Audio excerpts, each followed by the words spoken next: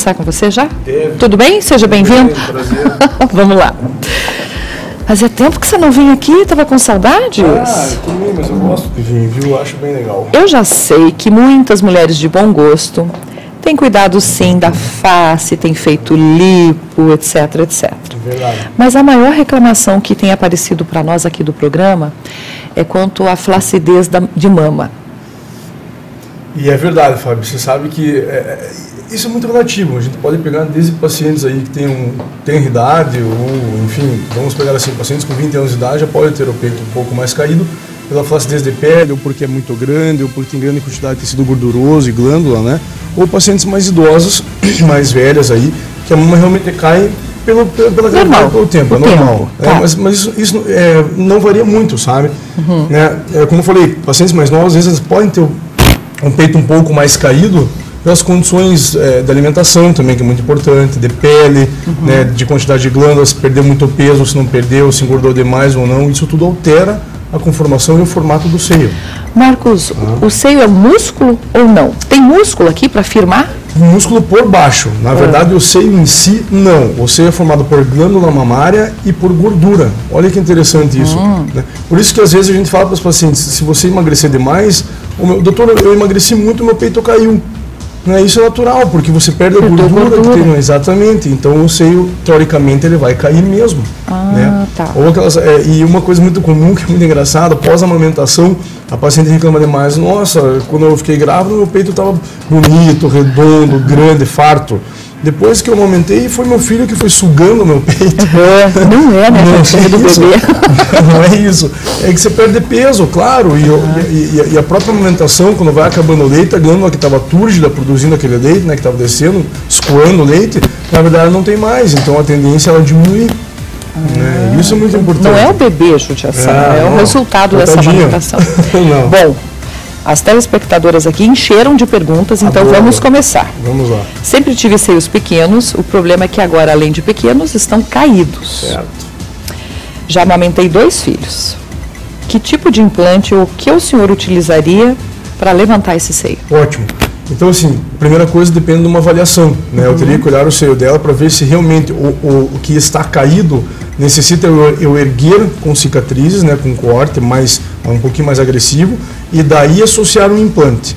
Né? Tá. Se no caso dela é um seio muito pequeno, já provavelmente ela não vai ter tecido mamário, mama, para eu reconstruir a mama, né? Utilizando só o próprio tecido mamário. Então eu vou ter que agregar uma prótese de silicone. Tá. Então eu teria que erguer o peito e colocar uma prótese. O nome dessa cirurgia seria mastopexia com implante mamário de silicone. Essa mastopexia que eu tentei falar na abertura e não me veio.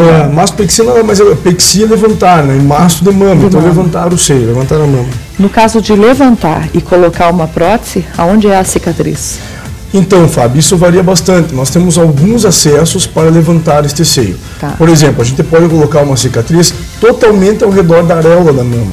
Só ao redor da areola. Faz uma cicatriz total, 360 graus ao redor da areola, tira uma quantidade de pele suficiente, aquela pele que estava flácida, e posso colocar a prótese pela areola, por esta incisão. Capaz, sem fazer aquela... Sem o corte embaixo? Claro, depende daí, né? Se não tiver tão caído. Tá. Né? Se tiver um pouco mais caído, que haja necessidade de tirar mais pele, mas eu não conseguiria tirar só pela areola, por tirar uma quantidade grande de pele, então eu tenho que associar uma cicatriz vertical, que a gente fala, que é a cicatriz que vem embaixo da areola. Tá. Então essa cicatriz eu consigo tirar mais pele. E se ainda não for suficiente, eu consigo tirar a cicatriz ao redor da areola, a cicatriz vertical, e lá embaixo, naquele risquinho da mama que se chama sulco submamário, a gente coloca um Tzinho. Então fica um T invertido com a areola com cicatriz. Com o passar do tempo, ela fica até imperceptível, não fica? Fica, porque na verdade assim, isso depende muito da cicatrização da paciente, mas as suturas de hoje em dia, eu, por exemplo, utilizo uma cola específica para fechar a incisão, que é fantástico, então ela fica só um risquinho mesmo. Então ao longo do tempo, essa cicatriz ela vai clareando, né? E a ponto de ficar só um risco imperceptível, na maioria das vezes, então as pacientes agregam bem essa cirurgia, não tem problema. Olha, eu não moro em Ponta Grossa, para realizar a cirurgia tenho que viajar. Quantos dias tenho que permanecer aí após a cirurgia? Veja bem, isso é muito relativo, porque, por exemplo, eu tenho pacientes que vêm operar em outras cidades, inclusive da capital, né? Eu tenho meu consultório também, mas enfim, e até de fora do Brasil. O que a gente pede é assim, venha, por exemplo, pede numa sexta-feira. Opero na sexta, vou dar alta no sábado, fica sábado, domingo, segunda-feira eu já vai embora. Se for cidades próximas, opera num dia, vai embora no outro, pode ir para casa.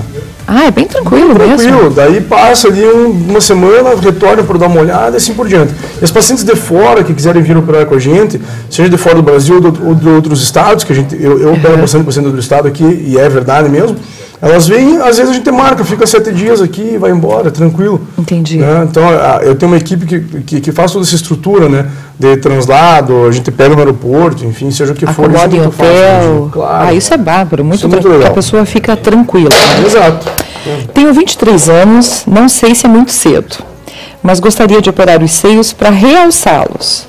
Esse tipo de intervenção envolve algum risco? Toda cirurgia, toda intervenção cirúrgica tem risco. Qual é o risco? Você pode ter uma infecção, você pode ter um hematoma, abertura de pontos e até complicações mais graves. Tá. Mas, na verdade, quando a cirurgia é eletiva, que vai ser o caso dela, né, ela vai ter passado pelo crivo do anestesista, do cardiologista, pela minha avaliação, com exames de laboratório, então os riscos são minimizados. Tá. Né, eu diria que praticamente inexistentes, por assim dizer. Claro, pode acontecer uma complicação. Se acontecer, eu ou o cirurgião plástico responsável vai estar habilitado para tratar. Para atender. Mas toda cirurgia tem risco, desde tirar até uma verruga até uma cirurgia maior. Ah, minha amiga, não se preocupe, porque ele pede tanto exame para você. Não é verdade? É essa mesmo. Ele manda a gente fazer 1 milhão de exames. Me preocupa Mas tudo bastante. bem, é o cuidado. Eu sei. Mas assim, eu só não respondi que com 23 anos... ela é muito jovem, não? Não, isso aí não importa. De 18 para cima, que é a maioridade, se tiver indicação, pode ser operado. Tá. Caso eu decida submeter essa cirurgia, vou ficar com grandes cicatrizes? É aquilo que ele falou, depende de pele. Exatamente. Do tipo da cirurgia, né? Do tipo de mama também. Se está muito caído ou se não está. Se estiver muito caído, a gente vai ter que tirar um pouco mais de pele. Tá. Né? Mas isso é assim, avaliando o caso e conversando especificamente. Tem pessoas que acham que tem o seio muito caído e quando chegam na consulta, na verdade, eles não são. Como é que eu sei, né, se o seio está caído? Um teste muito interessante é o seguinte, a gente tem graus de ptose. Ptose é queda, né? A gente tem graus. Então, quando você olhar o teu mamilo, o teu biquinho, o biquinho do peito, né? Na linha do sulco mamário, que é aquela linha que vem aqui embaixo, aquela linha arredondadinha, debaixo da mão, se ele estiver na mesma linha daquele sulco ou para baixo, o teu peito está caído. Esse é um padrãozinho. Assim, não entendi na mesma linha. Assim, por exemplo, veja. Tenta focalizar mais aqui, assim, no peito. Pega mais perto do peito. Ok. Aqui está teu seio é arredondado, certo? Aqui ele é arredondado. Este sulco aqui da parte de baixo, que agora eu vou mostrar aqui, ele faz um sulco aqui embaixo. Certo. Assim, né, na mão, embaixo da mão. Tá. Então, aqui no centro estaria o mamilo. Aqui está o biquinho. Se esse biquinho estiver no mesmo nível desta marca de baixo, aqui, ou abaixo desta marca, é porque teu seio está caído. Entendi. Então daí há necessidade de intervenção. Às vezes só com uma prótese, para encher o volume que não tem mais, ele já resolve, ou às vezes a gente tem que colocar uma pequena cicatriz. Seja ela ao redor da areola, seja ela ao redor da areola ou vertical, ou seja ao redor da areola vertical e uma horizontal. Tá. A anestesia é geral? Na maioria das vezes a anestesia ela pode ser geral ou pode ser aquela, leigamente falando, nas costas, peridural, né? Mas tanto faz. Isso eu deixo mais a crivo do anestesista. Como título de curiosidade, a anestesia geral é a mais adotada no mundo. Fora do Brasil, nos países onde eu estive operando e vendo, é com anestesia geral. Mas no Brasil a gente faz muita peridural e evolui bem. Isso eu deixo para o anestesista e para o paciente resolver. Hoje em dia, Marcos, as pessoas têm mais medo da cirurgia, da anestesia do que da cirurgia. Você sabe que evoluiu tanto isso que não deveriam ter medo da anestesia. Né? Fica com esse mito.